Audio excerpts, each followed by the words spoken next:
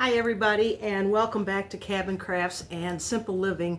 And I wanted to do a video about my field trip, or it was a mini vacation to Old Salem, North Carolina. My son and daughter-in-law, for my 60th birthday back in July, bought me tickets to go to Old Salem and visit the Moravian settlement there. I've always wanted to do it. I've wanted to do it for years. And of course, you all know that I make my Moravian stars, and I actually dropped it on the floor. So let me grab that real quick. But this is what started it all. Again, I am not a professional. This is what started my curiosity about Moravians. Was learning how to make these stars. And I learned how to make these, I guess, about, I don't know, 20 years ago maybe.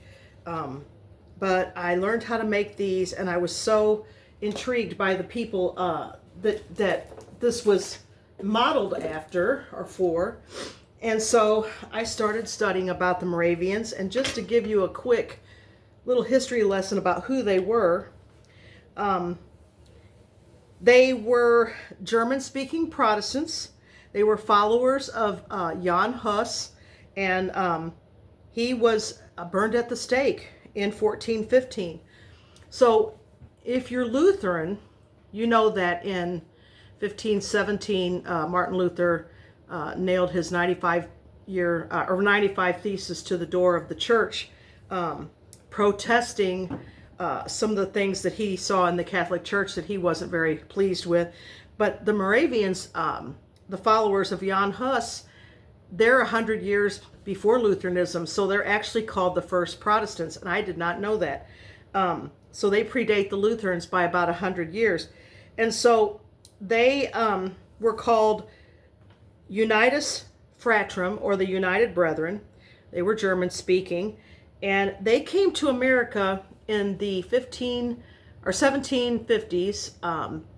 There was I think his name is Count Zinzendorf, and he gave them a parcel of land to, and he was a member of the Moravian Church, and he got a parcel of land in North Carolina for them to build on, and the first settlement was Bethabara, and that was in the 1750s. And then I think it was about 20 years later, they moved to Salem, North Carolina. Why when I do videos does my nose always itch? I don't know, sorry. But anyway, they moved their settlement to Salem, but Bethabara is still a park that you can visit. It's like a North Carolina state park, and there are a few existing buildings there, and the one that's really big and beautiful and is still there is the Gemein House, which is the congregational house. And so now it's a museum, and you can go visit that. And I picked up a few things there. So what I wanted to do was show you the goodies that I got on my field trip to Old Salem. If you want to look up what it's about, it's oldsalem.org. And it's Salem Museums and Gardens. And we went for Christmas. I saved my tickets to go for Christmas because I wanted to see all of the Christmas decorations that they do. So I wanted to do a little show and tell. I've been reading this book. I bought this online. This is Moravian Christmas in the South. And I was reading a lot of the Christmas traditions that the Moravians brought with them. And one of the things that they brought with them was a pyramid tree. It was like a wooden pyramid, and they would set greenery and apples and little gifts on it. And that was pretty much the first Christmas tree, and that was in the 18th century. So I thought that was interesting. But this is a really good book. I bought this one off of Amazon, and I opened it up, and it's actually autographed by the author. And then when we went to the museum, they were selling this book in the gift shop, but mine is autographed. Isn't that cool? So this is Moravian Christmas in the South. Now there are other Moravian settlements in America. People that live in Pennsylvania, there is the settlements of Bethlehem and Nazareth. And so the Moravian Church is still an active congregation. They are still a recognized church. People still go to church, to the Moravian Church. There's also a very large Moravian church in the Caribbean, which I thought was interesting. But what I'm most intrigued by is their pottery. They have a specific style of pottery, and so I bought a bunch of redware pottery, and you can see behind me, I love redware. And so I've been adding to this collection for about 30 years. And so I bought some Moravian pottery, and it has a distinctive style.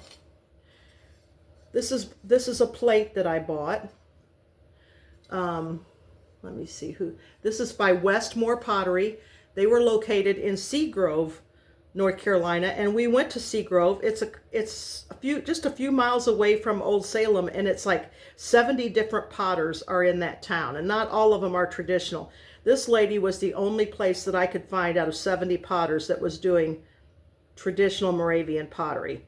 I guess, as you can kind of probably guess, redware potters are getting few and far between. Most of the redware I sell in my shop is by S&J Pottery down in Arkansas, and it sells very well, but they have large accounts with historical sites like Colonial Williamsburg and Mount Vernon, and they're so busy filling really large orders, it's hard for me to get redware. So that's why I don't have as much as I would like to have, but I picked up some pieces for me. This is a bowl. Isn't that beautiful? Very simple, but you know, if you've watched any of the videos that I put up before this one about where I went into the Museum of Early Southern Decorative Arts, that's where the furniture and the pottery of the Moravians were from that era, and it's like 18th and early 19th century. It's just, I was just goo-gooing and gaga-ing all the way through that museum. It's a wonder they didn't throw me out, because all of my wildest dreams was in that museum. These I got at Bethabara. These are little miniature jugs. Aren't they sweet? Look at that. So they kind of have a floral motif to it, or a lot of times they'll put that Moravian star on their pottery. But these are little mini jugs. I thought they were just the cutest thing. And then one of the potters at Old Salem made these little oil lamps, and you can see the wick is coiled up inside. Almost biblical looking, like what they would have had in Bible days. And you fill that with oil and light it. So I got that at Old Salem. This is some more of the Westmore pottery. Now you'll see that the outside is not glazed. Like this bowl, this beautiful bowl, the outside is not glazed. This is utilitarian pieces. This is what they would have used every day to make things with and to cook with. This is a lovely little crock. It's glazed on the inside, so you could, you know, mix up a batter in that, or you could even bake what I call crock bread. I like to bake bread in crocks. You could bake bread in this actually and have a loaf of crock bread. But I fell in love with these crocks. The other two things that I got, these are reproductions of antique Moravian pottery. And you're not going to be able to see this very well. You can see the glaze, but I don't know if you can tell, but that is a crawfish. They're calling it a crayfish. Here in Missouri, we call that a crawdad. But it's got a crayfish embossed on that, and it's got a cork in it, and this is a flask. And these were they had squirrel flasks and fish flasks. There was, in that museum, there was a turtle flask. Really cool looking little flasks, and I'm assuming this would either be medicinal or, like Granny Clampett, it's her medicine, if you know what I mean, liquor. But don't quote me on that because I'm not sure, but it's a flask. And they had fish flasks. Now I looked this one up, and they found the original one was at an auction. The original one sold for $5,400. Would I love to get my hands on an original?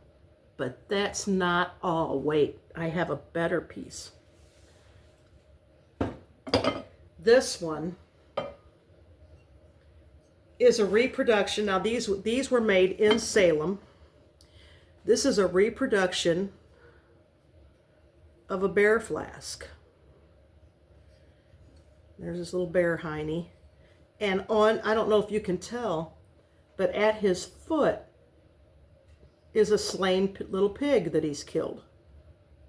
That's at his feet. This is also a flask. Now, the original one of this sold at auction. Are you ready? And it even had chips in it. $18,400 for the original bear flask. I got this at Old Salem for $20. And I got this one for $10. I think I got a deal. And a steal. Even though I'm not going to be doing anything with them but putting them in my cabinet behind me. But that's some of the pottery that I got. Now, one of the other things that Salem is famous for is their cookies.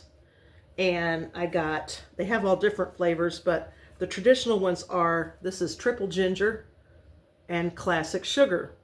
And I just want to show you, I'm not too crazy about really, I don't like ginger snaps. I love gingerbread, but when it's too gingery and too peppery and too spicy, I don't care for it. My husband loves these. He bought this one, the triple ginger. I bought the sugar, but I want to show you why they're so famous. Wafer thin. I'd say that's even thinner than a Ritz cracker. And they are delicious. Now, you can actually buy these online. This Dewey's Bakery is a Moravian bakery. It is in North Carolina, and they're actually on Amazon.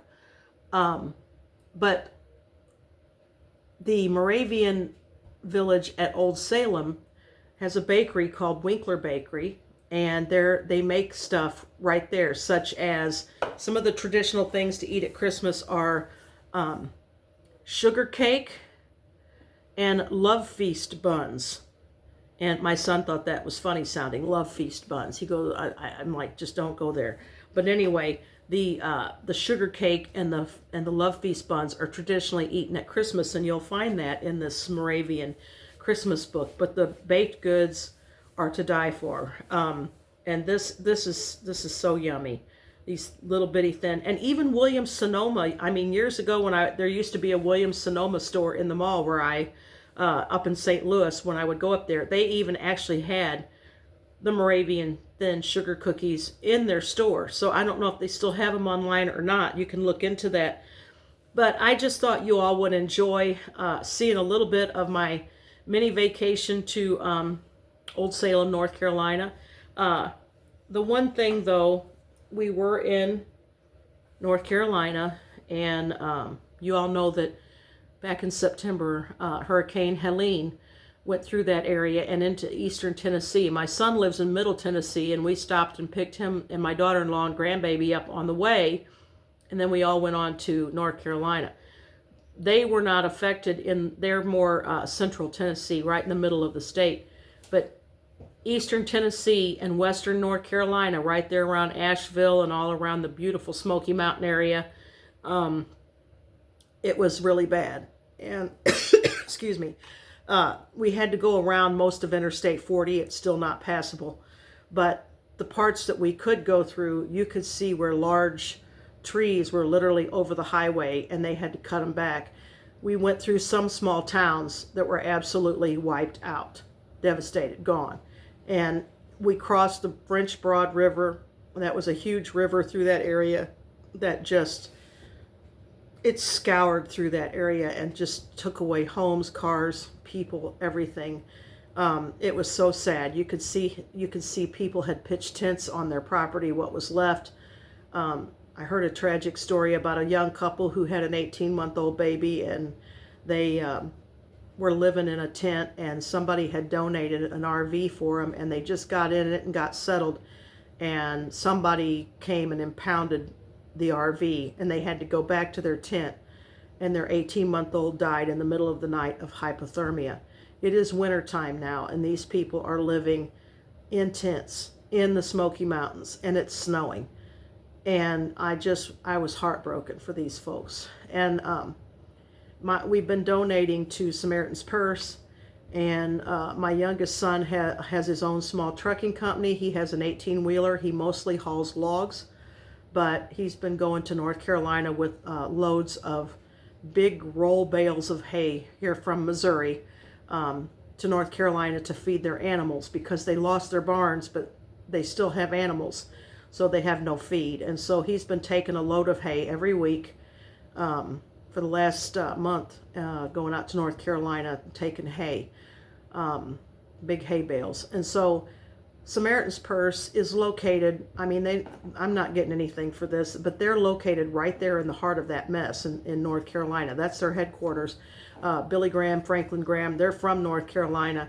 And so they're boots on the ground. What I did not see any government anything. I did not see any FEMA trailers. I did not see anybody from the government helping these people. I don't know if they are or not. I keep seeing things on the internet saying they are not. So I didn't see anything myself. We saw one emergency response team going in, but it was from, I think, the state of Pennsylvania, actually. They were coming down to help. So even 2 months later, almost 3 months later, these people are still suffering. So if I were you, and I would give to Samaritan's Purse if you can, because they're right there in that vicinity, and they're right there helping these people. They're trying to get some kind of temporary housing for them, and getting them food and supplies. And so if you can give anything at all this Christmas, I think I would give to Samaritan's Purse. I don't want to just go on GoFundMe pages, because, you know, there's a lot of scammers out there that take advantage of people that's in a bad situation. So please pray for the people of North Carolina and Eastern Tennessee. It's really bad. I don't understand why we keep sending money to foreign countries when our own are suffering right here in our backyard. So that's all for this video. I hope you enjoyed my little show and tell, and a little bit of the history of the Moravian people. They actually came to America to be missionaries to the Native Americans, and they actually were really good at that. So that's another plus. So please like and subscribe if you haven't subscribed to my YouTube channel. And I have another channel called Simply Devoted. If you enjoy devotionals, I'll be posting something there pretty soon. I haven't done anything in a while, but thank you so much for watching, and God bless. Bye-bye.